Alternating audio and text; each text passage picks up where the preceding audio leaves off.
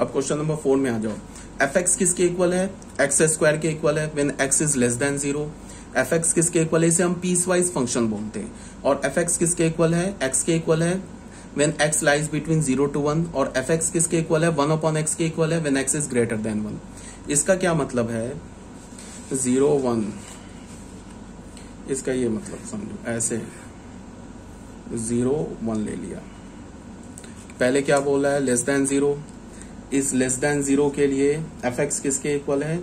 X square के लिए equal है। फिर बोला है 0 से लेके 1 तक। 1 पर क्या हमारा ओपन है? 1 पर ओपन है, 1 पर भी ओपन है। चलो, तो यहां पे एफ एक्स किसके इक्वल है? एक्स के इक्वल है, ठीक है। और 1 और 1 से ग्रेटर के लिए एफ एक्स किसके इक्वल है? 1/x के इक्वल है। ये बोल रहा है। मतलब क्या है इसका? मतलब क्या है कि अगर तुमने डोमेन का, अच्छा अगर इस फंक्शन का मैं डोमेन बोलूं, डोमेन क्या है? तो डोमेन इस फंक्शन का है ऑल रियल नंबर -1। 1 नहीं है डोमेन में, देख लो 1 नहीं है डोमेन में। यहां पे भी ओपन है, यहां पे भी ओपन है। तो इस फंक्शन का डोमेन क्या है? All real number -1। अब इसको हम डिफाइन कैसे फंक्शन समझेंगे? अब यहां पे क्या बोला जा रहा है कि अगर तुमने डोमेन का वैल्यू लेस देन 0 लिया तो लेस देन 0 के लिए तुम इमेज कहां से कैलकुलेट करोगे? इस रूल से इमेज कैलकुलेट करोगे।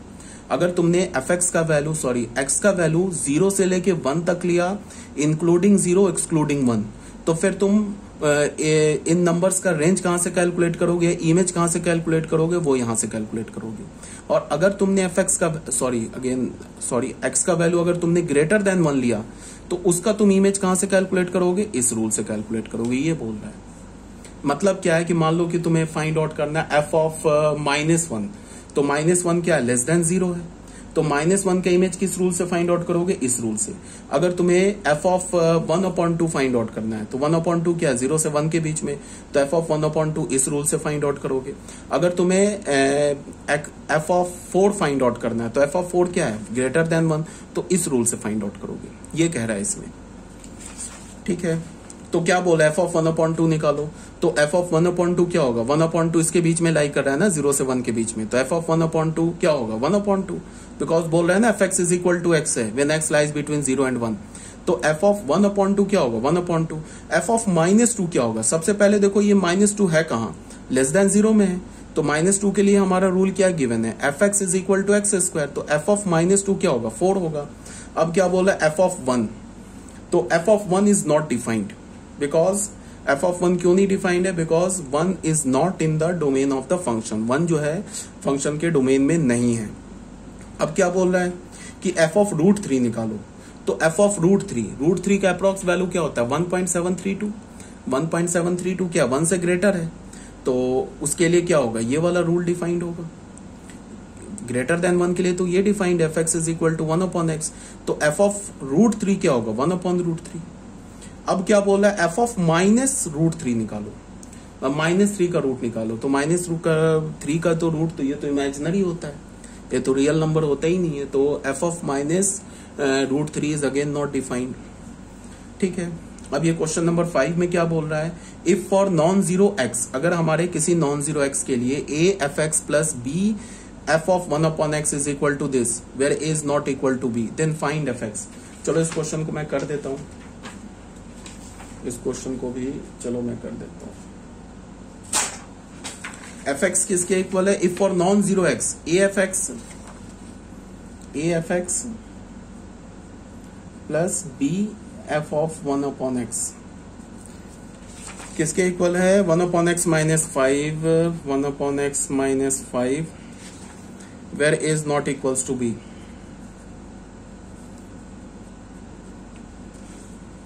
Then find f x. तो बोल रहा है एफ एक्स निकालो। एफ एक्स क्या है? ठीक है, तो इसमें क्वेश्चन में क्या है कि तुम ऐसे देखो, ये तो हमारा क्वेश्चन हो गया, तो भी क्वेश्चन है क्वेश्चन नंबर 5, सॉल्यूशन निकालना है। इसमें क्या करो? Replace x by 1/x। x को किससे रिप्लेस कर दो? 1/x से। क्यों ऐसा बोला वो तुम देख लो। यहां पे क्या है? ये x और यहां 1/x है। x तो कोई भी रियल नंबर हो सकता है, ठीक है ना, x तो कोई भी रियल नंबर हो सकता है। x का वैल्यू 2 ले सकते हैं, 3 ले सकते हैं, बट x का वैल्यू 0 नहीं ले सकते, बिकॉज x हमारा डिनोमिनेटर में। अगर मैं मान लो कि देखो ये एक्चुअल में क्या है, ये फंक्शनल इक्वेशन है। अब तुम बोलोगे कि ये कौन सी चीज आ गई, तो अभी इसको रहने दो। फंक्शनल इक्वेशन हमें अभी 12th क्लास में पढ़ना है, 11th में नहीं पढ़ना है।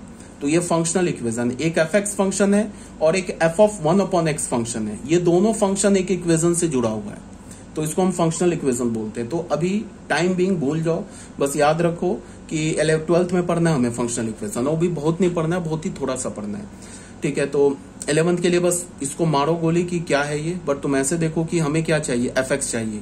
तो हमने क्या किया, x को रिप्लेस कर दिया 1/x से। तो यहां क्या हो जाएगा, a टाइम्स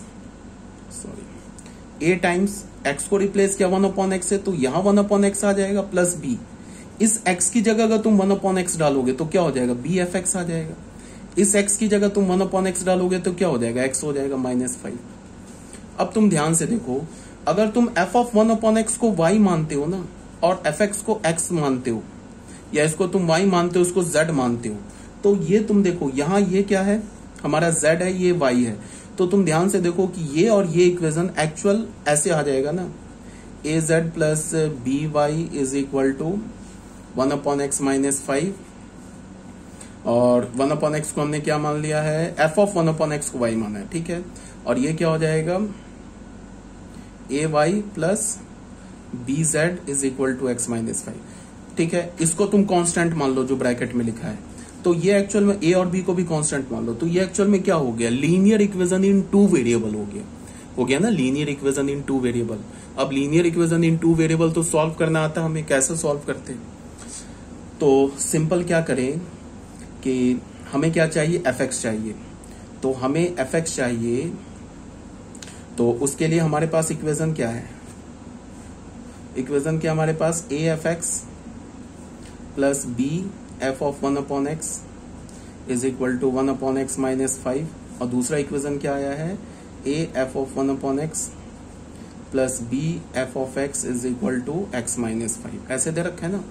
तो हमने क्या किया कि हमें f(1/x) को एलिमिनेट करना है, इसको एलिमिनेट करना है। तो जानते हो ना आप, linear equation in 2 variable by elimination method. अगर हम किसी भी एक वेरिएबल को एलिमिनेट करते हैं, कैसे करते हैं, कॉफिशिएंट को बराबर कर लेते हैं, और कॉफिशिएंट को बराबर करने के बाद दोनों इक्वेशन को सब्ट्रैक्ट कर देते हैं। जिस वेरिएबल को हमें एलिमिनेट करना होता है ना, उसी वेरिएबल का कॉफिशिएंट बराबर करते हैं। उसके बाद क्या करते हैं, दोनों इक्वेशंस को सब्ट्रैक्ट कर देते हैं, तो वो जिस वेरिएबल का हमने कॉफिशिएंट इक्वल किया वो एलिमिनेट हो जाता है। तो हमें किसे एलिमिनेट करना है, इसे एलिमिनेट करना है। तो इसका कॉफिशिएंट क्या है, b, इसका कॉफिशिएंट क्या है, a। तो इस इक्वेशन को हमने 1 बोला, इसको a से मल्टीप्लाई किया, इसको हमने 2 बोला, इसको b से मल्टीप्लाई कर दिया, और फ्रॉम 1 - 2 कर दिया। a से मल्टीप्लाई करेंगे तो क्या हो जाएगा, a² f(x), ये क्या हो जाएगा, ab f(1/x) हो जाएगा, ठीक है। इसको b से मल्टीप्लाई करेंगे तो क्या हो जाएगा, -ab f(1/x) हो जाएगा, और ये क्या हो जाएगा, प्लस b² f(x) हो गया, ठीक है। b से मल्टीप्लाई किया, राइट हैंड साइड में क्या हो जाएगा, a/x -5a, और यहाँ b से मल्टीप्लाई किया तो -bx, और ये क्या हो जाएगा, -5b, तो ये हो जाएगा +5b। अब देखो बच्चों, ये और ये एलिमिनेट हो गया। अब f(x) को हमने कॉमन ले लिया, तो यहाँ हमारे पास क्या आ गया, a² प्लस b² हो गया, और ये किसके इक्वल हो गया, a/x -5a -bx plus 5b। तो f(x) किसके इक्वल हो गया, बस डिवाइड कर दिया, a/x -5a -bx plus 5b upon a² plus b² के इक्वल हो गया। तो यही हमारा, अब इसको सिंप्लीफाई कर लो, और एलसीएम ले लो न्यूमरेटर का, सिंप्लीफाई कर लो, तो ये हमारा f(x) आ गया। बस समझ में आना चाहिए कि हमने सॉल्व कैसे किया है, ठीक है। तो ये भी हमारा सॉल्व हो गया। अच्छा, यहाँ पे कोई बोलेगा कि a b के इक्वल क्यों नहीं दे रखा है, ये क्या है, ये रीजन है। अगर a b के इक्वल होता ना, तो फिर हमें a b के इक्वल होता। अगर मान लो यहाँ पे हमने फर्स्ट इक्वेशन क्या बोला, ये a और b इक्वल होता, तो फिर ये मल्टीप्लाई करने की जरूरत नहीं होती। तो a और b पहले ही f(1/x) का कोफिशिएंट इक्वल होता, तो सीधे सब्ट्रैक्ट कर देते, तो ये कैंसिल हो जाता। तो यहाँ पे क्या दे रखा है, A is not equals to B, तो ए बी के इक्वल नहीं है, तो फिर हमने क्या किया, फर्स्ट को ए से मल्टीप्लाई किया। क्यों किया, बिकॉज यहाँ पे देखा बी है इसका कोफिशिएंट, तो इसको ए से मल्टीप्लाई करेंगे तो इसका ए बी कोफिशिएंट आ जाएगा। यहाँ पे इसका कोफिशिएंट ए है, तो अगर इस इक्वेशन को बी से मल्टीप्लाई करेंगे तो यहाँ भी इसका कोफिशिएंट क्या आ जाएगा, ए बी। अब ये तो पता है कि ऐसा तो हम करेंगे नहीं कि सिर्फ इसी को ए से मल्टीप्लाई कर दे बाकी को छोड़ दे। अगर इक्वेशन के किसी भी वेरिएबल को या किसी भी टर्म को तुम किसी एक नंबर से मल्टीप्लाई करोगे, ऐसा तो हो नहीं सकता है, पूरे इक्वेशन को मल्टीप्लाई करना होगा। ऐसा तो नहीं है ना कि इसको सिर्फ ए से मल्टीप्लाई करे बाकी को ना करे, ये तो पॉसिबल, तब तो इक्वेशन ही चेंज हो जाएगा।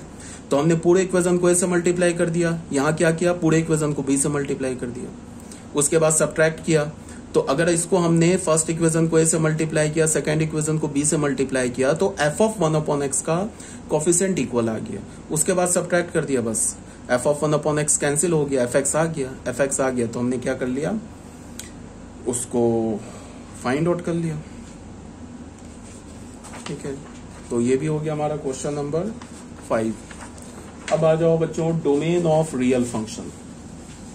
रियल फंक्शन का डोमेन कैसे निकालते हैं वो तुम देखो।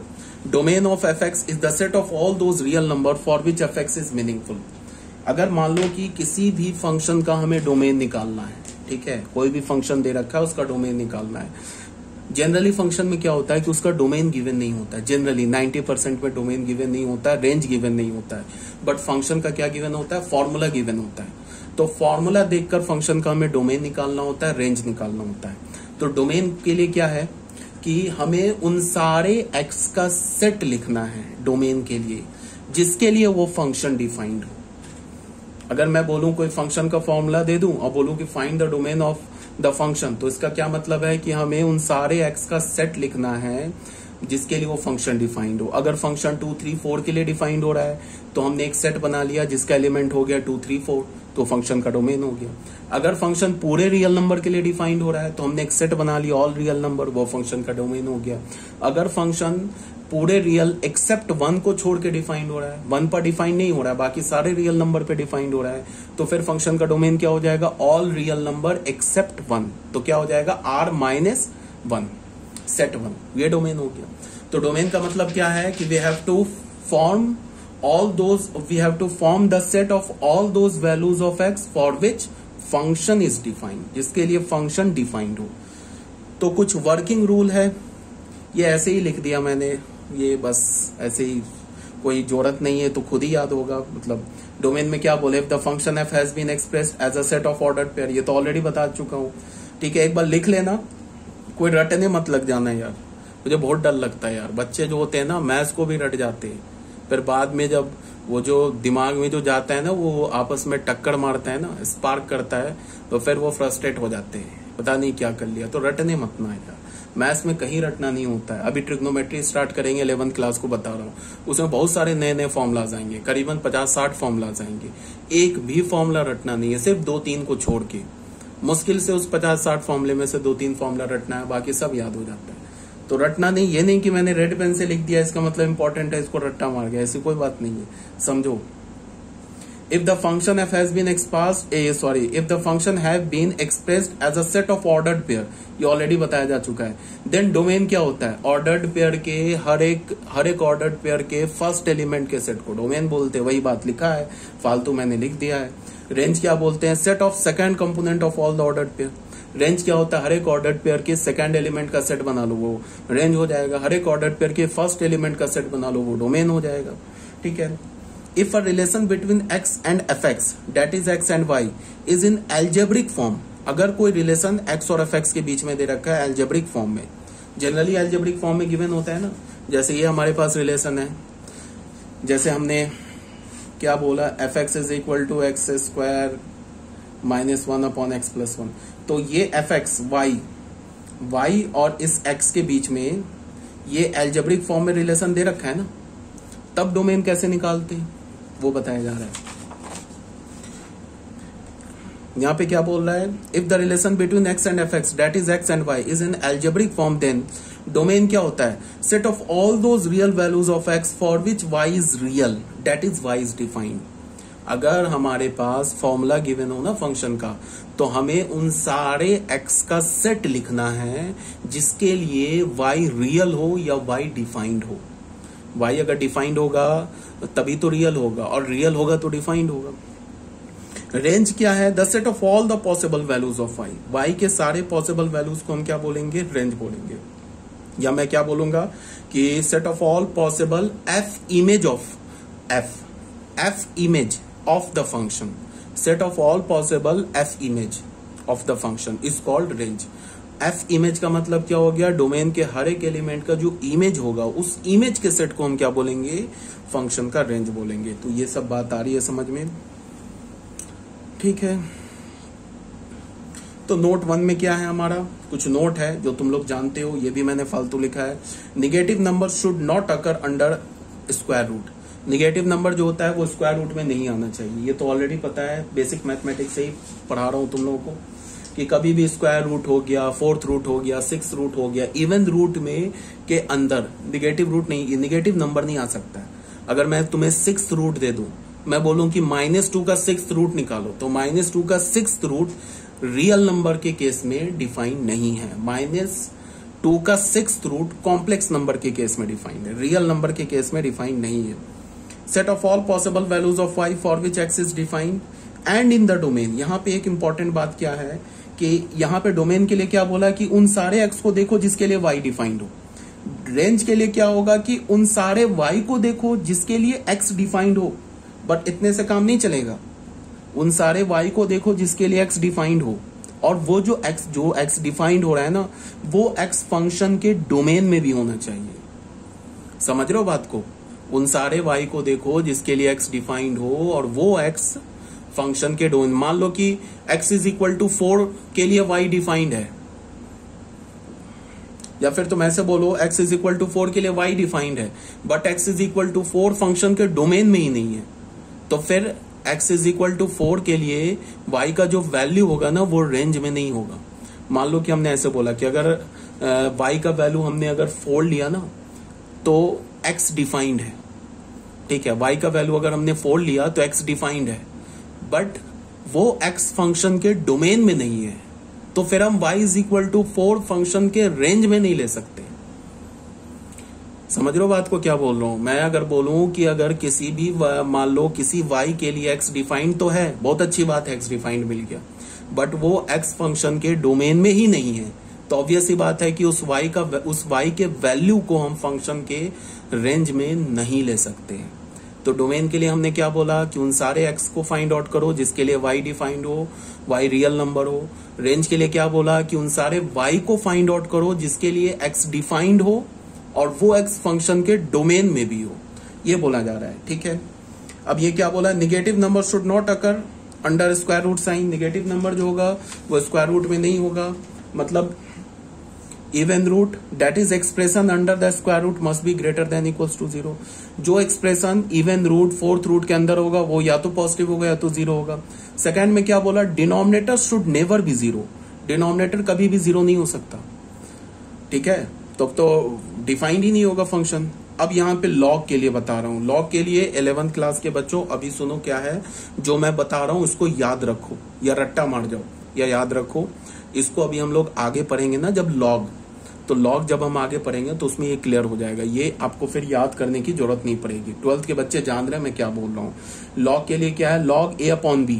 तो ये जो a है ना, ये लॉग का आर्गुमेंट है, तो ये a क्या होगा? हमेशा पॉजिटिव होगा और 1 के इक्वल नहीं होगा।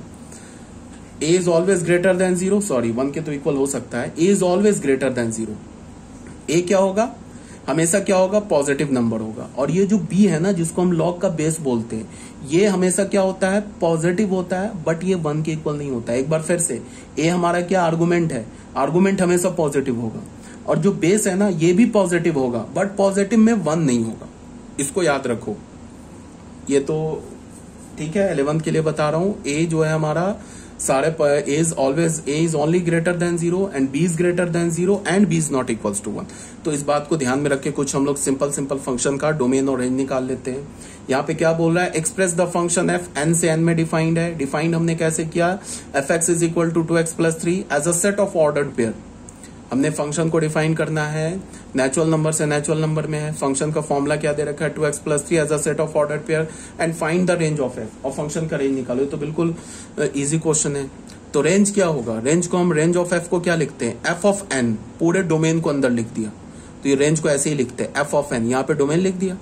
एफ ऑफ एन क्या होगा, the set of all y, उन सारे वाई का सेट बनाओ such that x is a natural number, उन सारे वाई का सेट बनाओ और एक्स क्या होना चाहिए, हमारा नेचुरल नंबर होना चाहिए। रेंज क्या होता है, रेंज यही तो होता है कि वाई का सारे एफ इमेज का सेट बना लो तो रेंज हो जाएगा। तो ये बस लिखने का एक मेथड है और कुछ नहीं है। रेंज एफ को हमने कैसे लिखा, एफ लिखा, ब्रैकेट के अंदर पूरा डोमेन डाल दिया, फंक्शन का है ना डोमेन नेचुरल नंबर, पूरा डोमेन डाल दिया। तो एफ ऑफ कैपिटल एन किसे रिप्रेजेंट कर रहा है, रेंज को रिप्रेजेंट कर रहा है। अब ये रेंज को हम कैसे लिखेंगे, the set of all f x या the set of all y, सारे वाई का सेट बनाओ सच डैट एफ एक्स क्या होना चाहिए, नेचुरल नंबर होना चाहिए। ऑब्वियसली बात है, एक्स क्या हमारा डोमेन है, डोमेन तो हमारा नेचुरल नंबर है ना। तो एफ एक्स किसके इक्वल हो जाएगा, x, F x the set of all f x such that x का वैल्यू क्या हो जाएगा, 1 से लेके इन्फिनाइट तक। तो यहां से देख लो एक्स का वैल्यू, एफ एक्स किसके इक्वल है, 2x+3 के इक्वल है। तो एक्स का वैल्यू 1 डालोगे तो क्या मिलेगा 5, 2 डालोगे तो 7, 3 डालोगे तो क्या मिलेगा हमें 9। इसका मतलब 1,5 आगे ऑर्डर पेयर में 1, एक्स का वैल्यू 1 डाला तो 2x+3 का वैल्यू क्या मिला 5 मिला ना। 2x+3 क्या y है, y क्या एफ एक्स है, ठीक है। तो 1 किससे रिलेट हो गया 5 से, फिर 2 किससे रिलेट हो गया 7 से, तो 2,7 आ गया। फिर 3 किससे रिलेट हो गया 9 से, तो 3 का इमेज 9 आ गया, तो 3,9 भी ऑर्डर पेयर में आ गया।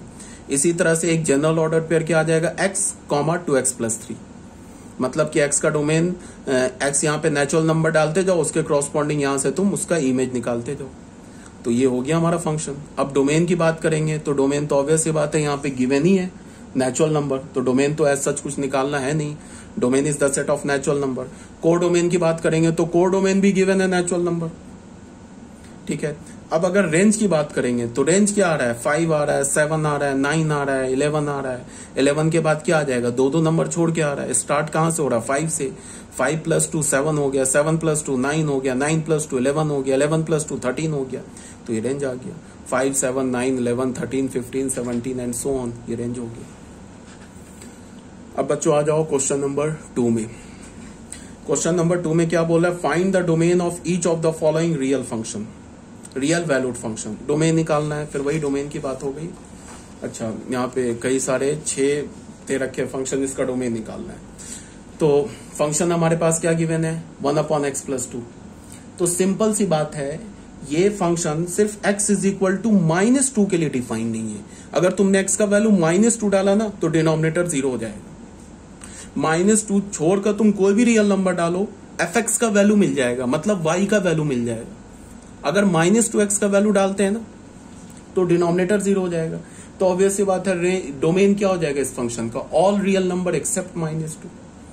देखो ना, गिवन है ना, fx = 1/x+2, this function is not defined at x = -2। इसका क्या मतलब है कि अगर सिर्फ तुमने x का वैल्यू -2 डाला तो डिनोमिनेटर 0। fx किसके इक्वल है, fx हमारा गिवन है ना 1/x+2 के। अब हमने f ऑफ -2 निकाला, -2 का इमेज निकाला, तो क्या हो जाएगा -2 + 2 क्या हो जाएगा 1/0। ये नॉट डिफाइंड हो गया, इसका मतलब -2 का इमेज नहीं मिला, इसका मतलब -2 डोमेन में नहीं है। अब तुम -2 को छोड़ के बाकी कोई भी रियल नंबर डालो x की जगह, fx का कोई ना कोई तो वैल्यू आ ही जाएगा ना। इसका मतलब इस फंक्शन का अगर डोमेन फंक्शन का निकाले तो क्या होगा, ऑल रियल नंबर से सिर्फ -2 को हटा दो, ठीक है।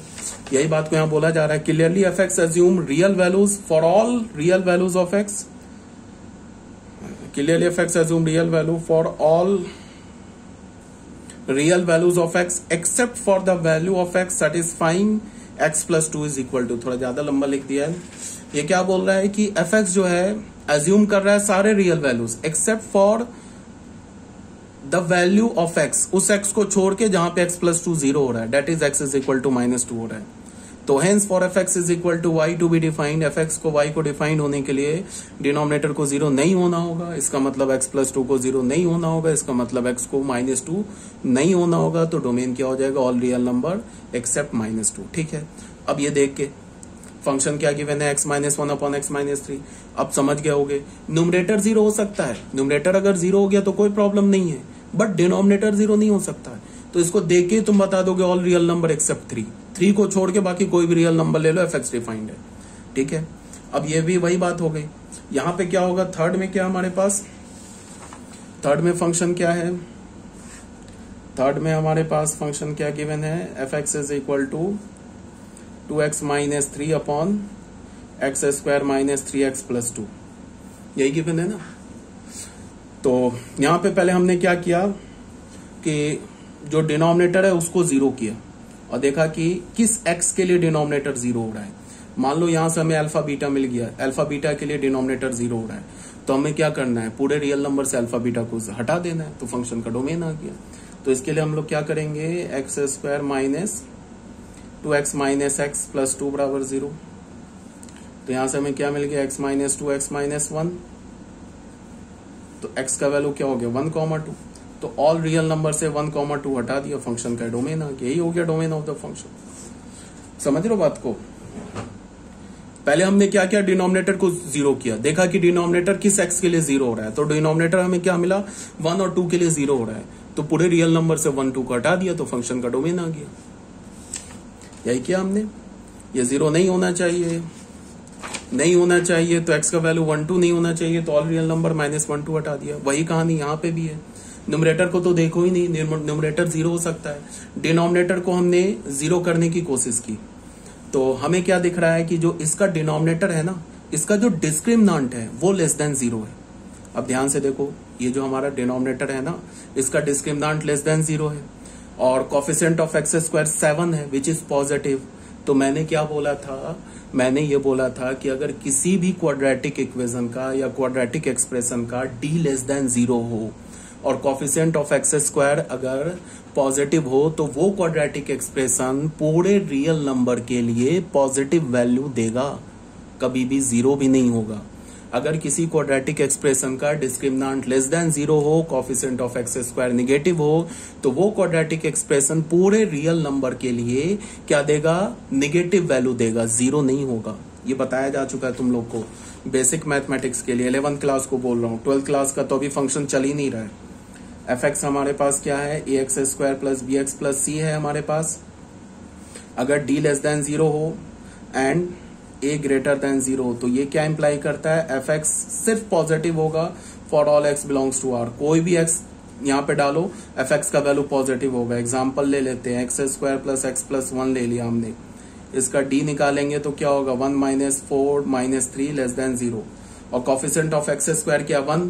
अब यहाँ पे इस क्वाड्रेटिक में ना तुम x का कोई भी रियल नंबर डालो, any real number, negative positive 0 डालो, ये fx जो होगा ना वो हमेशा पॉजिटिव होगा। एग्जाम्पल f ऑफ 0 निकालो क्या हो जाएगा 1, ये भी positive. f of minus pi निकालो, ये भी पॉजिटिव आ जाएगा। f ऑफ 1/2 निकालो, ये भी पॉजिटिव आ जाएगा। अगर यहाँ पे क्या होता, ये a लेस देन 0 होता और d लेस देन 0 होता, तो फिर ये पूरा fx क्या हो जाता, लेस देन 0 हो जाता फॉर एवरी x। किसी x को तुम यहाँ डालते हैं ना यहाँ पे, तो ये पूरा fx का वैल्यू, मतलब इस पूरे एक्सप्रेशन का वैल्यू निगेटिव आता।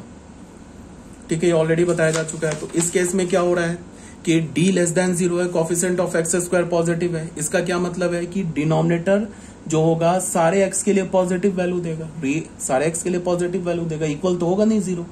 तो इसका मतलब यहाँ पे डोमेन क्या हो गया, ऑल रियल नंबर। अब कोई खतरा नहीं है हमें डिनोमिनेटर को, डिनोमिनेटर किसी भी x के लिए 0 नहीं हो सकता। मेन जो प्रॉब्लम था डिनोमिनेटर से ही था ना, हमें ऐसा पहले वो x खोजना था जिस पे डिनोमिनेटर 0 हो रहा था, उस x को रियल नंबर से हटा देते तो फिर उसका डोमेन आ जाता। बट हमें क्या पता चला कि इसका डिनोमिनेटर तो कभी 0 हो ही नहीं सकता, इनफैक्ट इसका डिनोमिनेटर निगेटिव भी नहीं हो सकता किसी भी x के लिए, तब तो कोई प्रॉब्लम ही नहीं है। तो इसका डोमेन क्या हो गया, ऑल रियल नंबर। अब आ जाओ क्वेश्चन नंबर 5 में। क्वेश्चन नंबर 5 में क्या है, fx क्या गिवन है, √4 minus x plus 1/√x square minus 1। अब इसको सॉल्व करने से पहले तुम ये देखो कि बीच में fx जो है ना, दो फंक्शन का सम गिवन है, एक तो ये फंक्शन है, एक तो ये फंक्शन है, दो फंक्शन का सम गिवन है। fx जो है वो दो फंक्शन का सम गिवन है, तो हमें वो x निकालना है। मान लो सपोज दैट किसी x के लिए ये वाली चीज तो डिफाइंड हो जाए बट ये वाली चीज डिफाइंड ना हो, तो on the whole fx define नहीं हो। अगर मान लो x is equal to alpha के लिए रूट अंडर 4 माइनस एक्स तो डिफाइंड हो, but 1 upon root under x square minus 1 defined नहीं हो, तो x is equal to alpha तो फंक्शन का डोमेन हो नहीं सकता, because defined plus not defined is not defined, not defined plus not defined is again not defined, defined plus defined ही तो defined होगा। तो मैं क्या बोल रहा हूं कि अगर x is equal to alpha के लिए ये तो डिफाइंड हो बट ये डिफाइंड ना हो, तो x is equal to alpha हमारा डोमेन का एलिमेंट नहीं हो सकता। हाँ, अगर x is equal to beta के लिए ये भी डिफाइंड हो ये भी डिफाइंड हो, फिर x is equal to beta domain का एलिमेंट हो जाएगा। इसका मतलब क्या है, हमें वो x खोजना है जिस x के लिए रूट अंडर 4 माइनस एक्स भी डिफाइंड हो and 1 upon root under x square minus 1 भी डिफाइंड हो। तो बीच में है एंड, मतलब कि यहां से डोमेन निकालो यहां से डोमेन निकालो, दोनों का इंटरसेक्शन लो, तो वो जो x आएगा वो इस फंक्शन का फाइनल डोमेन होगा। ठीक है, रूट अंडर 4 माइनस एक्स को भी डिफाइंड होना होगा and 1 upon root under x square minus 1 को भी डिफाइंड होना होगा। तो बीच में एंड है, तो एंड का मतलब इंटरसेक्शन। तो बहुत सिंपल सा है, for f x to be defined. अब एफ एक्स को डिफाइंड होने के लिए इसको भी डिफाइंड होना होगा, इसको भी डिफाइंड होना होगा। अब पहला वाला हमारा फंक्शन कैसे डिफाइंड होगा ये बताओ, ये कैसे डिफाइंड होगा, जब 4 minus x greater than equals to 0 हो जाए, बिकॉज ये स्क्वायर रूट में है ना। और ये कब डिफाइंड होगा, ये भी तो स्क्वायर रूट में, एक्स स्क्वायर माइनस 1, क्या कर रहा हूं मैं यार, गलती कर रहा हूं ये बच्चों, इसको हटा लेना यार, ये अपने पीडीएफ में करेक्ट कर लेना। अब दूसरा वाला जो फंक्शन के डिनोमिनेटर में है ना स्क्वायर रूट, तो एक्स स्क्वायर माइनस 1 सिर्फ पॉजिटिव हो सकता है, जीरो नहीं हो सकता है। अगर एक्स स्क्वायर माइनस 1 को जीरो कर दिया तब तो डिनोमिनेटर जीरो हो जाएगा, तब तो फिर ब्लंडर हो जाएगा। तो यहां पे क्या होगा, x square minus 1, sorry x square minus 1 क्या होगा, सिर्फ ग्रेटर देन 0 होगा। ये ऑलरेडी मैंने बता रखा है कि अगर जब भी स्क्वायर रूट डिनोमिनेटर में आए तो जो स्क्वायर रूट के अंदर का एक्सप्रेशन होता है वो सिर्फ पॉजिटिव होता है, जीरो भी नहीं होता है। अगर स्क्वायर रूट न्यूमरेटर में आए तो स्क्वायर रूट के अंदर का expression greater than equals to 0 होता है। तो यहाँ पे हमने क्या बोल दिया, एक्स स्क्वायर माइनस 1 को क्या बोल दिया, ग्रेटर देन 0। ठीक है, 4 माइनस एक्स को क्या बोला, greater than equals to 0 and x square minus 1 is greater than 0। तो यहां से हमें क्या मिल गया, x is less than equals to 4 मिल गया एंड इसको हमने क्या किया, फैक्टराइज कर लिया, तो ग्रेटर देन 0। अब ये तो इनइक्वालिटी तुम ऑलरेडी जानते हो, 11th क्लास के बच्चों को बोल रहा हूँ, 12th क्लास के बच्चे तो जानते ही हैं, इनको ऑलरेडी इनइक्वालिटी जानते हो। मैंने बता रखा है ना, ये लेफ्ट हैंड साइड में क्या दे रखा है, क्वाड्रेटिक दे रखा है। तो मैंने क्या बताया कि जब भी क्वाड्रेटिक ग्रेटर देन 0 होता है तो क्या होता है, वो आउटसाइड द रूट होता है, एंड क्वाड्रेटिक लेस देन 0 होता है तो क्या होता है, इनसाइड द रूट होता है।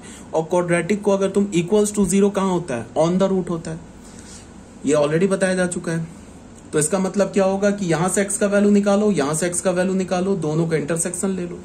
तो ये सब पता है ना, क्वाड्रेटिक ग्रेटर देन 0 याद रखना होगा, नहीं तो फिर गड़बड़ हो जाएगा। एक्स क्या आ रहा है, less than equals to 4 and x minus 1 x plus 1 greater than 0। तो एक्स लेस देन, तो यहां से क्या मिला, x belongs to 4 to sorry minus infinity to x क्या होगा, less belongs to minus infinity to 4 पे क्लोज, एंड यहां से एक्स क्या होगा बोलो, belongs to outside the roots, quadratic है ना और ग्रेटर देन 0 है तो आउटसाइड द रूट्स, तो आउटसाइड द रूट्स क्या हो जाएगा, माइनस इंफिनिटी से -1 यूनियन 1 टू इंफिनिटी। तो यहां से इस एक्स का और इस एक्स का जो डोमेन होगा वो हमारे क्वेश्चन का फाइनल आंसर हो जाएगा, मीन्स फाइनल डोमेन हो जाएगा। सबसे छोटा -1 फिर 1 फिर 4। ये क्या बोल रहा है, माइनस इंफिनिटी से 4 तक बोल रहा है ये, और ये क्या बोल रहा है, माइनस इंफिनिटी से -1, ये बोल रहा है 1 से लेके इंफिनिटी। तो इंटरसेक्शन कहाँ आ रहा है, इसके आगे आगे इधर इंटरसेक्शन आ रहा है और ये दो जगह इंटरसेक्शन आ रहा है। तो हमारा x का वैल्यू क्या हो जाएगा, माइनस इंफिनिटी से, अब देखो बच्चों इंटरसेक्शन में -1 नहीं आएगा, ठीक है। 11th क्लास के बच्चों को देख रहे हैं जो बार बार मुझसे क्वेश्चन पूछते हैं कि सर मुझे नंबर लाइन पर यूनियन और इंटरसेक्शन नहीं लेना आता है, तो उसको मैं बार बार बोलता हूँ कि चैप्टर पढ़ो और पीडीएफ को पढ़ो और वीडियो लेक्चर ध्यान से देखो। इंटरसेक्शन में -1 नहीं आएगा क्योंकि ये -1 यहाँ नहीं है, इस सेट में -1 नहीं है, यहाँ तो है ना -1, इस सेट में तो -1 है, बट यहाँ -1 नहीं है, देखो ये -1 नहीं है। तो इंटरसेक्शन में कॉमन एलिमेंट लेते हैं ना,